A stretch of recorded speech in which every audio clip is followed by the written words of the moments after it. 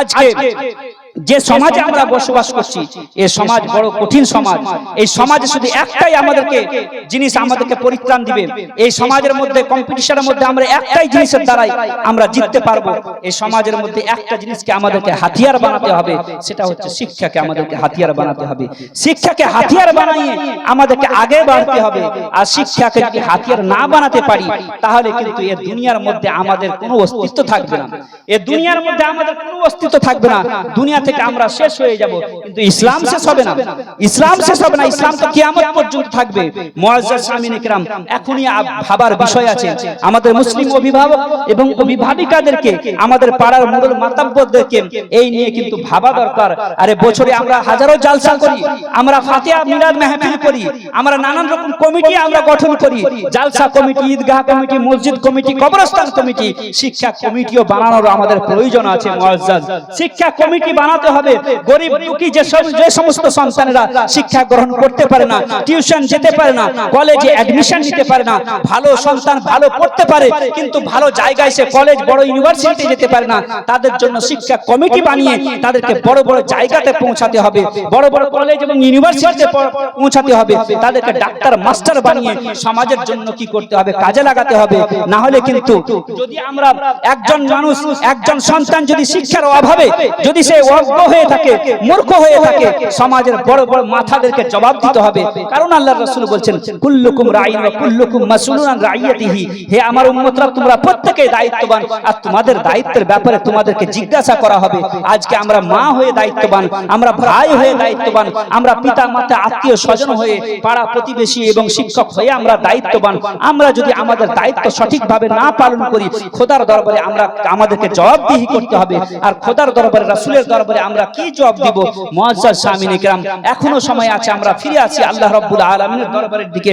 একবার দরুদে পাক পড়ুন, আল্লাহুম্মা সাল্লি আলা সাইয়্যিদিনা মাওলানা মুহাম্মদ ওয়া আলা আলি সাইয়্যিদিনা মাওলানা মুহাম্মদ হাবিবানা সফিয়ানা সাইয়্যিদিনা মাওলানা মুহাম্মদ ওয়া আলা আলি সাইয়্যিদিনা মাওলানা মুহাম্মদ সাল্লাল্লাহু তাআলা আলাইহি ওয়াসাল্লাম। মুআজ্জাজ সামিনে কেরাম, আজকে আমাদেরকে বিশেষ করে আমাদের শিক্ষা প্রতিষ্ঠান, মুসলিম শিক্ষা প্রতিষ্ঠানগুলোকে আমাদেরকে মজবুত করতে হবে।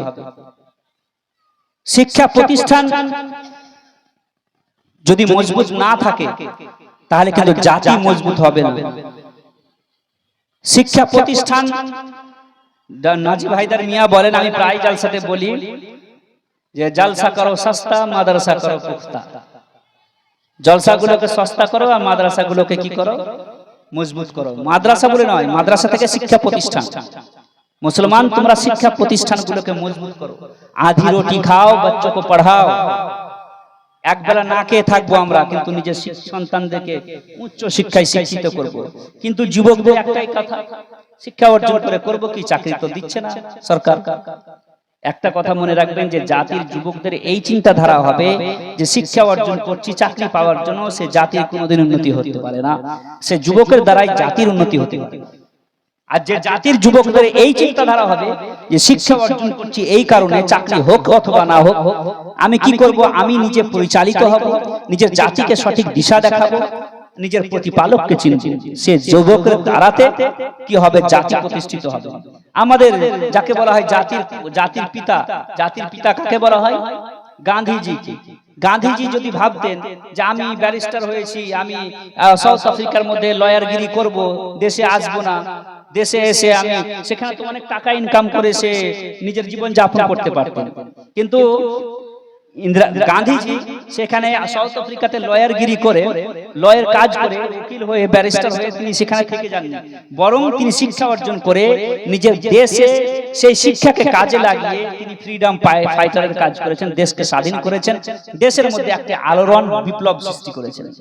তো সবাই চাকরি করবো ভাবতো। ডক্টর আম্বেদকর যদি চাকরি করব ভাবতো, তাহলে কিন্তু দেশের সংবিধান তিনি লিখতে পারতেন না। তাহলে যে জাতির মধ্যে এই চিন্তাধারা থাকবে যে শিক্ষা অর্জন করছি, আমার জাতিকে পরিচালনা করব, জাতিকে নেতৃত্ব দিব, জাতিকে সঠিক দিশা দেখাবো, নিজে পরিচালিত হব, নিজে সুন্দর হব, নিজে আদানি আম্বানি বিল গেটসের মতো কি করব, বিজনেসম্যান হব, সে জাতির যুবকের দ্বারাই কাজ হবে। সে জাতির যুবককে কেমন হতে হবে, জাতির যুবক কেমন হওয়া দরকার। डॉक्टर इकबाल कविता अनुযায়ী डॉक्टर इकबाल बोलें टल न सकते थे अगर जंग में अड़ जाते थे, टल न सकते थे अगर जंग में अड़ जाते थे, पांव शेरों के भी मैदान से उखड़ जाते थे। वाह वाह क्या कहने, बहुत हुआ कोई तो बिगड़ जाते थे, अरे तीर क्या चीज है हम तोप से भी लड़ जाते थे, दस्त तो दस्त है दरिया भी ना छोड़े, पहले जुल्मात में दौड़ा दिए घोड़े। बहुत माशाल्लाह। এই ছিল জাতির কাজ। মুসলমানদের যুবকদের কাজ কেমন ছিল, যুবকদের দায়িত্ব কেমন ছিল। আজকে জাতির যুবকদের অবস্থা শর্মে নবী খৌফে খোদা ये भी नहीं वो भी नहीं, দিনও নাই দুনিয়াও নাই, এই হচ্ছে জাতির অবস্থা। আর জাতির যুবকদের তো অবস্থা এক, জাতির মহিলাদের মা বোনদের অবস্থা খুব শোচনীয়, অভিভাবকদের অবস্থা যেরকম খারাপ, অভিভাবিকাদের অবস্থা খুব খারাপ। সন্ধ্যাবেলা হয়, ছেলেরা বিকেল বেলায় মিশন থেকে স্কুল থেকে বইটা নিয়ে এসে ফেলে দেয়, আর মাতে কি করে একটা কার্টুনের ভিডিওতে চালিয়ে মোবাইলটা ধরিয়ে দাও, নাও মোবাইল দেখো আর বড় ডাক্তার হও, মোবাইল দেখে দেখে তুমি এপিজে আব্দুল কালামের মতো মিসাইল ম্যান হও। এটা কি কোনদিন সম্ভব? এই হচ্ছে জাতির মায়েদের অবস্থা। আর আমাদের অভিভাবকদের মানে আমাদের পূর্বপুরুষদের একটা ভুল কাজ ছিল, সেটা হচ্ছে এই যে আমরা জাতির পুরুষদের জন্য আমরা বিশাল কিছু করেছি, কিন্তু মহিলাদের প্রতি ইনসাফ করিনি। একটা আপনাদের ফিকরের কথা থটস দিয়ে গেলাম, একটা চিন্তাধারা আপনাদের মাথায় দিয়ে গেলাম যে স্বাধীনতার পর থেকে নিয়ে আমরা শুধু মুসলিম জাতির পুরুষদের জন্য, জাতির যুবকদের জন্য আমরা কাজ করেছি, মহিলাদের জন্য কোনো কাজ করিনি। ভারতের বুকে আমরা 35 কোটি মুসলমান বসবাস করি, আমি 30 কোটি ধরলাম, 30 কোটির মধ্যে অর্ধেক মহিলা অর্ধেক পুরুষ, 15 কোটি মহিলা 15 কোটি পুরুষ। 15 কোটি পুরুষের জন্য আমরা সবকিছু করেছি, কিন্তু 15 কোটি মহিলাদের প্রতি আমরা ইনসাফ করিনি, আদল করিনি।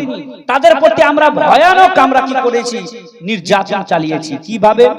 একটা গাড়ির যদি 4টে টায়ার হয় বা 2টি টায়ার হয়, সে টায়ার বাইকের যদি 2টি টায়ার হয়, সে টায়ারের মধ্যে একটা টায়ার যদি পাংচার থাকে, তাহলে কিন্তু সে বাইক নিয়ে কিন্তু গন্তব্য স্থানে পৌঁছানো সম্ভব হয় না। এ জাতির 2টি চাকা, একটা পুরুষ একটা মহিলা। আমরা পুরুষদের জন্য গ্রামে গ্রামে, পাড়ায় পাড়ায়, স্কুল কলেজ ইউনিভার্সিটি, পাড়ায় পাড়ায় মক্তব আর মাদ্রাসা ইউনিভার্সিটি দারসে নিজামি মাদ্রাসা কায়েম করেছি। কিন্তু মহিলাদের জন্য স্বাধীনতার পর থেকে নিয়ে না কলেজ, না ইউনিভার্সিটি, না স্কুল, না মাদ্রাসা আমরা কায়েম করেছি। আরে যে জাতির সবচাইতে বেশি গুরুত্ব যাকে দিতে হবে, যার কোলটা হলো সবচাইতে প্রথম একজন শিশুর বিদ্যালয়, সে মাকে আজকে আমরা অন্ধকার রেখেছি, সে মাকে শিক্ষা থেকে দূরে রেখেছি, সে মাকে গবেষণা থেকে দূরে রেখেছি, সে মাকে শুধু ঘরের 4 দেওয়ালের মধ্যে বন্ধ রেখেছি, সে মাকে শুধু রান্নার উনুনের মধ্যে আমরা রেখে দিয়েছি। এর দ্বারাতে আমরা জাতির বড় অন্যায় করেছি, ক্ষতি করেছি। বলেন একটা গাড়ির 2টি চাকা যদি হয়, সে চাকার মধ্যে একটা পাংচার থাকলে কোনোদিন গন্তব্য স্থানে পৌঁছাতে পারে না। জাতির 2টি চাকা হচ্ছে পুরুষ এবং মহিলা। আজকে যদি আমাদের মায়েদের মধ্যে ওই রূপ শিক্ষা থাকতো যেরকম পুরুষদের মাঝে আছে, পুরুষদের জন্য ঘরে ঘরে গ্রামে গ্রামে যেভাবে মাদ্রাসা কায়েম করেছি, যেভাবে মক্তব কায়েম করেছি, যেভাবে স্কুল কায়েম করেছি, সেভাবে কিন্তু মহিলাদেরকে আমরা মূর্খ রেখে দিয়েছি। আল্লাহ রাসূল এটা বলছেন, প্রত্যেক মুসলমানের জন্য শিক্ষা অর্জন করা ফরজ। এখানে বলা হয়নি যে মহিলাদেরকে বাদ, মুসলিম বলা হয়েছে। কেউ কেউ তো আবার মুসলিমাও বলে, মুসলিমিন ও মুসলিমা, কিন্তু মুসলিমটাই হাদিসের মধ্যে এসেছে। মুসলিমে নরও আছে, নারীও আছে। আল্লাহর রাসূল দুজনের জন্য শিক্ষা অর্জন করাকে ফরজ করেছেন। আর আমরা জাতির একটি বড় অংশকে মূর্খ রেখে দিয়েছি, আর বড় অংশটাকে আমরা শিক্ষার দিকে আগিয়ে নিয়ে যাচ্ছি। যে বড় অংশটা শুধু বাইরেই থাকবে, অফিসে থাকবে, আদালতে থাকবে, নিজের প্রতিষ্ঠান নিজের কাজের জায়গাতে থাকবে। আর যে মা বাড়িতে থাকবে নিজের সন্তানকে শিক্ষা দিবে, নিজের সন্তানের ভবিষ্যৎকে সুন্দর করবে, নিজের সন্তানকে কি করবে শিখাবে, নিজের সন্তানকে কোরআনের তালিম দিবে, নিজের সন্তানের মধ্যে সুন্দর আদর্শ দেবে, যে সন্তানের মধ্যে রাসূলের ভালোবাসা ভরাবে, যে সন্তানের মধ্যে সাহাবার ইশক ভরাবে, সেই মাকে আমরা মূর্খ রেখে দিয়ে আমরা বড় নির্যাতন করিয়েছি। আপনি দেখেন একটা কোন কলেজ ইউনিভার্সিটি মহিলাদের জন্য খোলানো হয়েছে, মুসলিম মহিলাদের জন্য, তাহলে বলুন আবার আমরা এক্সপেক্ট করছি যে আমাদের মহিলাদেরকে, আমাদের মেয়েদেরকে হেজাব সহকারে স্কুলে যেতে দেওয়া হোক। এটা ভুল ধারণা নয়? জাতির পয়সাতে স্কুল চলবে আর সেই স্কুলে আপনি আপনার ধর্ম নিয়ে চলবেন, এটা তো নয়। আপনি ধর্ম নিয়ে আপনার স্কুলে আপনি চলাতে পারেন, আপনি যেমন ধর্মের রাইটস আছে, অন্য ধর্মের মানুষেরও সেরকম রাইটস আছে সেই স্কুলে, সেও তো কালকে ভগবান নিয়ে আসবে। তাহলে আমরা আমাদের মেয়েদেরকে, আমাদের বাচ্চাদেরকে মুসলিম মেয়েদেরকে শিক্ষা কিভাবে দিব? নিজের কলেজ, নিজের ইউনিভার্সিটি কায়েম করে তাদের দিলের মধ্যে ইশকে রিসালাত, ইশকে রাসূল ভরবো, সাহাবাদের ভালোবাসা ভরবো, তবে জাতির জন্য উন্নতি হবে। আর যদি আমরা মনে করি যে মাখলুক তালিমাত, ছেলে মেয়ের সকলের একসাথে শিক্ষা দিয়ে দ্বারা এই জাতির যা নোকসান হয়েছে, লাখ লাখ মুসলিম মহিলারা আজ, মুসলিম যুবতীরা আজকে ইসলাম ছেড়ে আজকে কি হচ্ছে, আজকে হিন্দু হয়ে যাচ্ছে। আর যত আমাদের আমাদের মুরলরা আছে, বড় বড় পীর সাহেবরা আছে, বড় বড় আলিম ওলামারা আছে, কিছু বলছেন আর কিছু চুপ করে শুধু দেখছেন। এই হচ্ছে জাতির অবস্থা। আমরা মাখলুক তালিম দিচ্ছি সোশ্যাল মিডিয়ার মাধ্যমে, মুসলিম যুবতীদেরকে টার্গেট করে করা হচ্ছে। আরএসএস এর মানুষেরা মুসলিম যুবতীদেরকে টার্গেট করে, যদি কেউ মুসলিম যুবতীদেরকে নিয়ে আসতে পারছে, মুসলিম ছেলেদের, মুসলিম হিন্দু কোন ছেলে যুবতীদেরকে নিয়ে আসতে পারছে, তাদেরকে 5 লক্ষ টাকা এবং একটা ঘর দেওয়া হচ্ছে, এবং চাকরিও দেওয়া হচ্ছে। এরকম সুবর্ণ সুযোগ যদি কেউ দেয়, তাহলে কেউ ছাড়বে? আজ আমাদের মেয়েরা সুরক্ষিত নয়। আজকে আমাদের মেয়েরা সোশ্যাল মিডিয়ার মাধ্যমে আজকে কলেজ পাঠিয়ে সুরক্ষিত নেই, আজকে স্কুল পাঠিয়ে সুরক্ষিত নেই। একটাই আমাদের কাছে রাস্তা, সেটা হচ্ছে এই যে বাড়ির মধ্যে কি করুন, ইসলামিক পরিবেশ কায়েম করুন, নিজের মেয়ের মধ্যে ইসলামিক জ্ঞান ভরে দিন, নিজের মেয়েদের মধ্যে, নিজের বাড়ির মহিলাদের মধ্যে রাসূলের ইশক এবং ভালোবাসা শিখিয়ে দিন, দ্বীনের গুরুত্ব, ফাতিমাতুজ জাহরার সুন্নাত মোতাবেক চলার ব্যাপারে তাদেরকে শিক্ষা দিন, হযরত আয়েশা সিদ্দিকা রাদিয়াল্লাহু তাআলা আনহা, খাদিজাতুল কুবরার সুন্নাত মোতাবেক চলার তাদেরকে পরিবেশ কায়েম করে দিন, রাসূলের ভালোবাসা, ইশক ও রিসালাতের মাধ্যমে জীবন যাপন করার যেন তাদের পরিবেশ তৈরি করে দিন। গ্রামের মধ্যে মক্তব এবং মাদ্রাসা কায়েম করে তাদেরকে শিক্ষা দিন, এবং তাদেরকে এই রকম ফিতনা থেকে বেঁচে থাকার জন্য গ্রামে গ্রামে প্র্যাকটিস করুন। যদি একটা নারী, আমার কথাটা মনে রাখবেন, যদি কোনো মুসলিম মহিলা 1 বছর গ্রামে জালসা যদি না করা হয়, আল্লাহ রাব্বুল আলামিন কিয়ামতের দিবসে আমাদের মুরল মাতাব্বর আমাদের কলার ধরে আল্লাহ রাব্বুল আলামিন আমাদের মুআখাযা করবেন না, আমাদেরকে জাহান্নামে ভরবেন না। কিন্তু জাতির কোন বেটি যদি পরের ঘরে চলে যায়, এই জাতিকে কিন্তু জবাব দিতে হবে। এই জাতির প্রত্যেক ব্যক্তি আমরা দায়িত্ববান, প্রত্যেককে কিন্তু জবাব দিতে হবে যে তুমি থাকতে তোমার জাতির একজন যুবতী অন্য জাতির ছেলের সাথে কেন চলে গেল?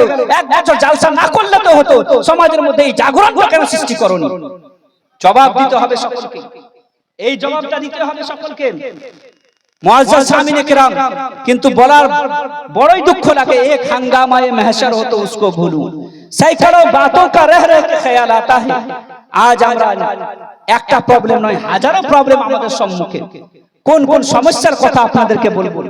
আজকে আমাদের মহিলাদেরকে, আমাদের মেয়েদেরকে এই শিক্ষা তাদেরকে দিতে হবে যে সুন্নাত মোতাবেক চলো। একটা কথা মনে রাখবেন, যে বাড়িতে যে জাতির যদি কোনো মহিলা, একজন পুরুষ যদি বরবাদ হয়, তো সে নিজে বরবাদ হয়, সে নিজে মাতাল হয়, রাস্তাঘাটে পড়ে থাকে, তার জন্য হয়তো তার পরিবার হয়তো আর্থিক সংকটে ভোগে। কিন্তু একজন মহিলা যদি সে পথভ্রষ্ট হয়, সে যদি খারাপ পথে যায়, সে নিজে খারাপ হয় না, বরং পুরো জাতিকে সে খারাপ পথে নিয়ে যায়।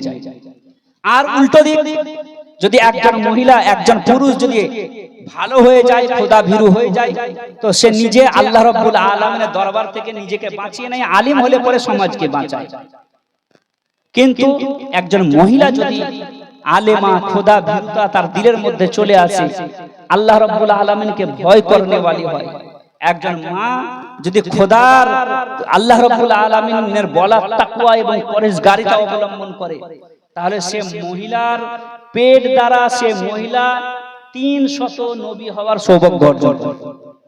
একজন মহিলা যদি সঠিকভাবে চলে, সুন্নাত মোতাবেক চলে, 300 নবী হওয়ার সৌভাগ্য অর্জন করতে পারে। আর আরেকটি কথা, কোন মহিলা যদি সারা রাত সোশ্যাল মিডিয়ার মাধ্যমে কাটায়, আজকের যুগে সোশ্যাল মিডিয়া রিলস মাধ্যমে কাটায়, ফেসবুকের মাধ্যমে কাটায়, সারা রাত নাচ গানের মাধ্যমে কাটায়, অর্ধ উলঙ্গ তার মধ্যে ব্যস্ততা হয়ে পড়ে, সারা রাত পার্টির উপরে পার্টি করে, নামাজের খেয়াল নাই, রোজার খেয়াল নাই, হজ এবং যাকাতের খেয়াল নাই, দান খায়রাতের খেয়াল নাই, হযরত আয়েশা সিদ্দিকার সুন্নাতের পরোয়া নেই, রাসূলের সুন্নাতের পরোয়া নেই। এই রকম যদি কোনো মা হয়, সারা রাত খোদার দরবারে সিজদা না দিয়ে যদি দুনিয়ার মধ্যে মোহে পড়ে সারা রাত সোশ্যাল মিডিয়ার মাধ্যমে কাটায়, টিভি ভিডিওর মাধ্যমে কাটায়, তো এই রকম মারা কখনো টনি ব্লেয়ার, তো কখনো হিটলারের মতো ব্যক্তিকে জন্ম দেয়।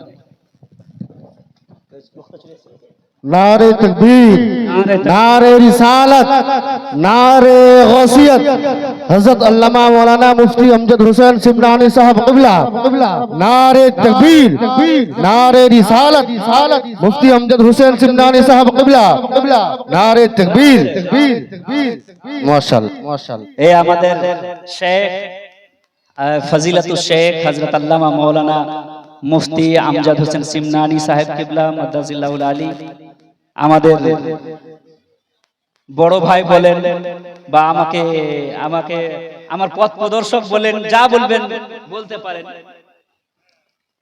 মাশাআল্লাহ, আপনাদের সম্মুখে চলে এসেছেন। আমি তো নগণ্য ব্যক্তি, আমরা যা বলছি সবই ইনাদেরই মোটিভেটে। আজ থেকে প্রায় 5 বছর পূর্বে হুজুর একটা মোটিভেট করেছিলেন, হুজুর হয়তো ভুলে যেতে পারেন, কিন্তু আমরা নগণ্য ব্যক্তি তো আর ভুলতে পারি না।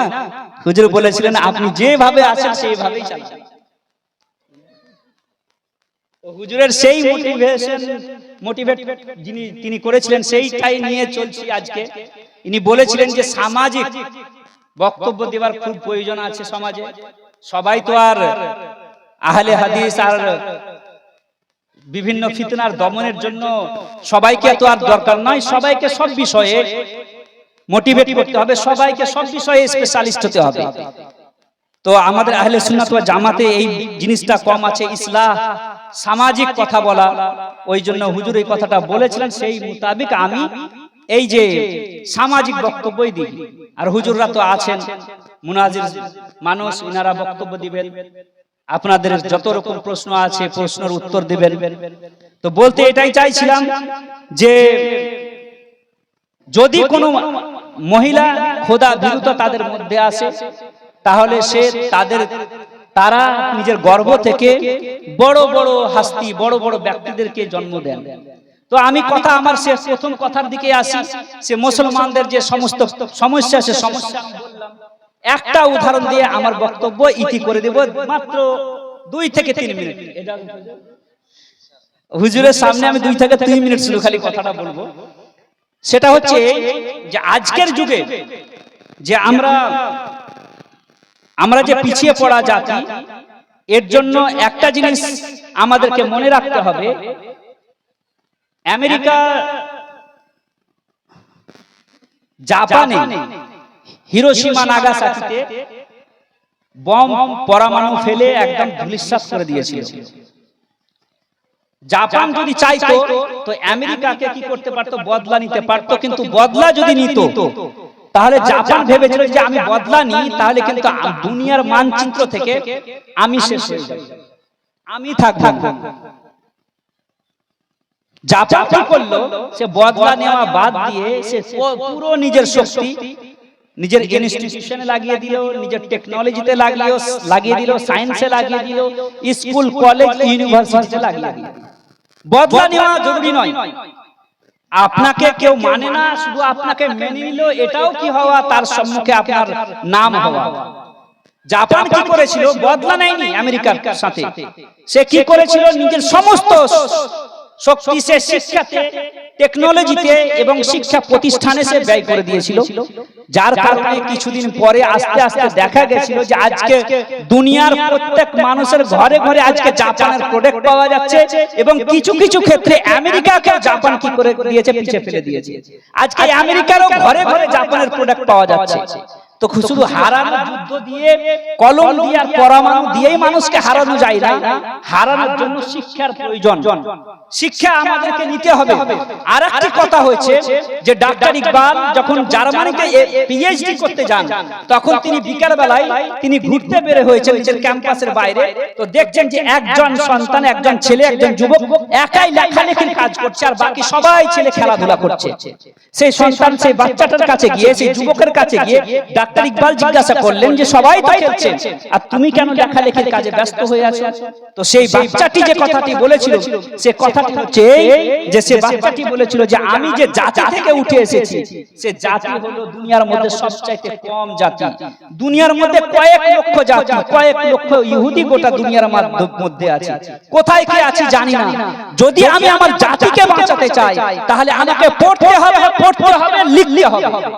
আজ গোটা দুনিয়ার মধ্যে কয়েক লক্ষ ইহুদিতে গোটা দুনিয়ার ভাগ্য নিজের হাতে নিয়ে আছে, গোটা বিশ্বকে নেতৃত্ব দিচ্ছে। আজকে গুগল তাদের হাতে, নাসা তাদের হাতে, গোটা দুনিয়ার শেয়ার মার্কেট তাদের হাতে, গোটা দুনিয়ার টেকনোলজি তাদের হাতে। এমনকি পরমাণু বোমার রিমোট কন্ট্রোল কোন মাতালের হাতে দেওয়া আছে, যদি সে এক্ষুনি দাবিয়ে দেয় গোটা দুনিয়া ধ্বংস হয়ে যাবে। তাহলে কয়েক লক্ষ ইহুদিতে গোটা দুনিয়া চালাচ্ছে আর আমরা 200 কোটি वो जमाने में मुअज़्ज़ज़ थे मुसलमान होकर हम खार हुए तारीखे कुरान होकर। এই সংক্ষিপ্ত আলোচনা করে আমার বক্তব্য ইসি বলা এবং ভাষার মাধ্যমে হয়ে থাকে ভুল ত্রুটি ক্ষমা প্রার্থী। আচ্ছা, শেষে বলে দিই, মাদ্রাসা চালানোর জন্য শুধু গরিবরাই চাঁদা দিবে তা নয়, বড় লোকদেরকেও দিতে হবে।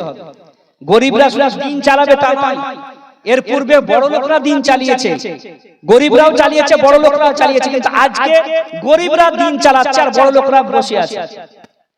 আজকে পয়সাওয়ালারা যদি যাকাত সঠিকভাবে আদায় করে তো এইরকম মাদ্রাসা থাকে। মৌলভী সাহেবদেরকে রমজান মাসে চাঁদা করতে হয়, আজকে যাকাতের পয়সা আমরা সঠিকভাবে সঠিক জায়গায় দিচ্ছি না, আর আমরা নিজের উপার্জনের অংশ আমরা সঠিক জায়গায় দিচ্ছি না। যার কারণে এই যে দিন পিছিয়ে আছে, এর জন্য বড় লোকরা, পয়সাওয়ালারা আজকে কিন্তু দায়িত্ববান, তাদেরকেও কিন্তু জিজ্ঞাসা করা হবে।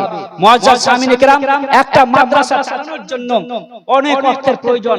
যারা মাদ্রাসা চালায় তারা ভালোভাবে জানেন যে মাদ্রাসা চালা কত বড় কাজ, কত কষ্ট করে চালাতে হয়। আমিও একটা মাদ্রাসা চালাই এবং একটা মাদ্রাসা শিক্ষকতা করি। মুআজ্জাজ সামিনে কেরাম, সকলের কাছে আমি একটাই আবদার রাখবো যে আমার হাতে সবাই যত জানা আছেন, বেশি নয় 100 টাকা করে আমার হাতে দিয়ে যান। আমি বেশি পয়সা চাইনি, 500 1000 নয়, 100 টাকা করে আমার হাতে দিয়ে যান বা হুজুরের হাতে দিয়ে যান। একটা 100 টাকা করে আমার হাতে দিয়ে যান। আর আপনাদের সম্মুখে আর একটা ইতিহাসের কথা আমি বলে দিই। 100 টাকা করে আমার হাতে, হয়তো মুফতি সাহেবের হাতে, মাশাআল্লাহ 100 টাকা চেয়েছি, 400 টাকা। আল্লাহ রাব্বুল আলামিন তিনা ইনাদের দানকে যেন কবুল ও মকবুল করেন। 100 টাকা করে জাতির কাছে 100 টাকা চায়ের দোকানে বসে আজকে শেষ হয়ে যায়। 100 টাকা করে দিতে পারা যাবে না? আপনাদের সন্তানেরা 100 টাকা মেলাতে এবং মোমো এবং বার্গার খেতে খেতে শেষ করে দেয়, আর 100 টাকা করে টাকা চাইছে। যদি জাতির মানুষদের মধ্যে যদি 100 টাকা দেওয়ার যদি ইস্তেতাআত না থাকে, তো বরং সে জাতি কিভাবে আগে বাড়বে? জাতির ইসলামের দায়িত্ব শুধু গরিবরা নিয়ে নেয়নি, আর শুধু আলেম ওলামা নেয়নি, প্রত্যেক মানুষকে। সুবহানাল্লাহ, আলেমেরাও দিচ্ছে মাশাআল্লাহ। 100 টাকা করে আমাকে 200-400 দিতে হবে না। কেউ যাবেন না, আমাদের পশ্চিম বাংলার সৃষ্টিকারী বক্তা আমাদের 100 টাকা মাশাআল্লাহ। আল্লাহ তাবারাক ওয়া তাআলা আপনাদের আরেকটি ইতিহাসের কথা আপনাদের সম্মুখে বলবো। তারপরে যদি বসে থাকেন তাহলে জানবো যে এই জাতি মৃত। কারণ আজকের যুগে মাশাআল্লাহ, আজকের যুগে মুসলমানদের কলমা পড়নে ওয়ালাদেরকে চাইছে সবাই যে একে মৃত বলে ঘোষণা করব। এদেরকে মারবো, এদেরকে লাশ মারবো, এরা চুপ থাকবে। এদেরকে থাপ্পড় মারবো, চুপ থাকবে। ট্রেনের মধ্যে মুসলমান নাম শুনে মারবো, দাড়ি করে মাশাআল্লাহ 1000 টাকা 500 টাকা আমার চাচা দান করেছেন, আল্লাহ রাব্বুল আলামিন তার দানকে যেন কবুল করেন। এদেরকে রেস্টুরেন্টে মারবো, পেটিস বিক্রি করার নামে এদেরকে মারবো, আর এরা চুপ থাকবে। আর যদি এখন চুপ থাকি তো গোটা দুনিয়ার মানুষ আমাদেরকে মৃত্যু বলে ঘোষণা করবে। আর যদি মৃত্যু বলে ঘোষণা করে দেয়, আর যে জাতি মৃত্যু হয়ে যায় সে জাতি কোনোদিন জীবিত হতে পারে না। মৃত্যু বলে ঘোষণা করতে চাইছে আমাদেরকে, আর আমরা জুলুম ও অত্যাচার কি করছি, আমরা সহ করছি। এরকম জুলুম ও অত্যাচার চুপচাপ থাকলে কিন্তু সহ হবে না। আজকে আমাদেরকে একটাই কাজ করতে হবে, সেটা হচ্ছে এই খামোশ মিজাজি তুমি জিনে नहीं देगी, जीना है इस दौर में तो कोहरा होना चाहिए। বাঁচতে হয় তো আমাদেরকে বলতে হবে, নিজের অধিকারের কথা বলতে হবে, পার্লামেন্টে গিয়ে বলতে হবে, এবং যেখানে যেখানে বলার দরকার সব জায়গায় আমাদেরকে বলতে হবে, বলা শিখতে হবে। যতই বড় সরকার চলে আসুক না কেন, তাদের চোখে চোখ রাঙিয়ে বলতে হবে যে তুমি গুজরাট থেকে আসো, চাহে লন্ডন থেকে আসো না কেন, আরে আমি জানি আমরা তো ইমামে হোসেনের ভক্ত। ইমামে হোসেন আমাদেরকে শিখিয়েছেন, জালিম যতই বড় হোক না কেন, অত্যাচারী যতই বড় হোক না কেন, তার চোখে চোখ রাঙিয়ে বলো যে তুমি জালিম এবং তুমি অত্যাচারী। ইয়েজিদের সামনে যেমন ইমামে হোসেন বলেছেন চোখ রাঙিয়ে যে তুমি জালিম, তুমি অত্যাচারী, আমরাও বলবো তুমি জালিম, তুমি অত্যাচারী। হাজার হাজার মুসলমানদের রক্তে, গুজরাটের হাজার হাজার মুসলমানদের রক্তে তুই নিজের হাতকে রঞ্জিত করে আজকে মসনদে বসেছিস। আমি জানি তুই জালিম, তুই অত্যাচারী। হিটলারকেও বলবো তুই জালিম এবং অত্যাচারী। আজকে ফিলিস্তিনের প্রতি যারা নির্যাতন করছে, ইসরায়েলকে বলবো তুই জালিম এবং অত্যাচারী। কাউকে ভয় করলে হবে না। মুসলমানরা শুধু ভয় করে এক আল্লাহ ছাড়া, কাউকে ভয় করে না। তাই আমাদেরকে এক আল্লাহকে ভয় করতে হবে। একটা উদাহরণ দিয়ে আমি দেখবো যে আপনারা আজকে কি মানে আপনারা জাগ্রত আছেন না মরে গেছেন। একটা উদাহরণ, আমাদের প্রথম ভারতের প্রাইম মিনিস্টার জওহরলাল নেহরু সাহেব একদা রাত্রি বেলায় ডক্টর আম্বেদকরের বাড়িতে এসে দেখেন যে আম্বেদকর কি করছেন, পড়ছেন, লিখছেন কিছু। তিনি বলেন বুড়ো বয়সে আম্বেদকর একটু আরাম করো, এই সময় তুমি লেখাপড়ার কাজ করছো, রাত 2টো বেজে গেছে। সেই সময় ডক্টর আম্বেদকর যিনি সংবিধান রচনা করেছেন তিনি বলছেন, হে জওহরলাল নেহরু, দেশের প্রাইম মিনিস্টার, তুমি যে জাতি থেকে এসছো সে জাতি হলো সম্পূর্ণ জাতি। মাশাআল্লাহ, তুমি যে জাতি থেকে এসছো সে জাতি হলো সম্পূর্ণ জাতি। আর আমি যে জাতি থেকে এসেছি সে জাতি হচ্ছে দলিত জাতি, সে জাতি হচ্ছে দলিত জাতি। আমি যদি আমার জাতির ভাগ্য যদি সুন্দর করতে চাই, তাদের ভবিষ্যৎ যদি উজ্জ্বল করতে চাই, তাহলে আমাকে কি করতে হবে, পড়তে হবে এবং লিখতে হবে। তাদের হুকুক এবং অধিকারের কথা আমাকে বলতে হবে। ডক্টর আম্বেদকর রাত্রি জাগরণ করে নিজের অধিকারের কথা বলেছেন। আজকেও যদি আমরা বাঁচতে চাই, তাহলে আমাদের দিনকে যদি বাঁচাতে চাই, মাদ্রাসাকে বাঁচাতে হবে, ওলামাকে বাঁচাতে হবে। সেই মাদ্রাসাকে বাঁচানোর জন্য, সেই মাদ্রাসাকে ঠিক করার জন্য, সেই শিক্ষা প্রতিষ্ঠানকে মজবুত করার জন্য 100 টাকা করে দিতে পারবো না? এখনো কেউ দিতে পারেনি 100 টাকা করে। 100 টাকা করে চেয়েছিলাম, আপনারা তো নিয়ে আসলেন না। কিছু ভাই যাদের মধ্যে কিছু গায়রাতে ঈমানি আছে তারা এসে দিয়ে গেল, কিন্তু কিছু মানুষ আছে যারা বসে আছে 100 টাকা করে দিতে পারছে না। মহিলাদের দিকে পাঠান কাউকে, মা বোনেদের দিকে পাঠান কাউকে। তো আমাদের জাতিকে যদি সুন্দর করতে চাই, শিক্ষা প্রতিষ্ঠান মজবুত করতে হবে। দিনকে যদি বাঁচাতে চাই, শিক্ষা প্রতিষ্ঠান মজবুত করতে হবে। আমরা যদি আলিম না তৈরি করি, এ দিন থাকবে না। দিন কি হয়ে যাবে, দিনের প্রতি হামলা হবে। কেউ রাসূল করিম সাল্লাল্লাহু আলাইহি ওয়াসাল্লামের শানের প্রতি হামলা করবে, কেউ কোরআনের মধ্যে নানান রকম কোরআনকে সন্ত্রাসবাদীদের ধর্ম কিতাব বলে আখ্যায়িত করবে। মুআজ্জাজ সামিনে কিরাম, যাই হোক আমাদেরকে রাসূল করিম সাল্লাল্লাহু আলাইহি ওয়াসাল্লামের সুন্নাত মোতাবেক জীবন যাপন করতে হবে। এইদিকে আচ্ছা মা বোনেরা আপনারা দিয়ে দিবেন এবং হুজুর মুফতি সাহেব কিবলার হাতেও দিবেন। আমি বেশিক্ষণ হুজুরকে বসিয়ে রাখছি না, এখান থেকে আমার বক্তব্য ইতি করছি, সমাপ্তি ঘোষণা করছি। যাই হোক শেষে একটি কথাই বলি, जब जड़ा वक्त चमन में तो लहू हमने दिया, आज कहते हो गुलशन में मेरा काम नहीं। हम भी तामीरे वतन में है बराबर के शरीक, दरो दीवार अगर तुम हो तो दुनिया दे हम। हिंद को नाज है जिस पर वो निशानी हम है, ताज और लाल किला के यहाँ बानी हम है। राहत इंदौरी साहब बोले लगेगी आग तो आएंगे कई घर जिद में, यहाँ पर सिर्फ हमारा मकान थोड़ी है और सभी का खून है शामिल। जो आज साहिब मसनद है कल नहीं होंगे, भय किसের কারণ? কত সরকার আসবার কত গেল, जो आज साहिब मसनद है कल नहीं होंगे, किराएदार है जाति मकान थोड़ी है और सभी का खून है शामिल। यहाँ की मिट्टी पर किसी के बाप का हिंदुस्तान थोड़ी है। अस्सलाम। माशाअल्लाह माशाअल्लाह, जिंदाबाद भाई, जिंदाबाद, वाह वाह वाह।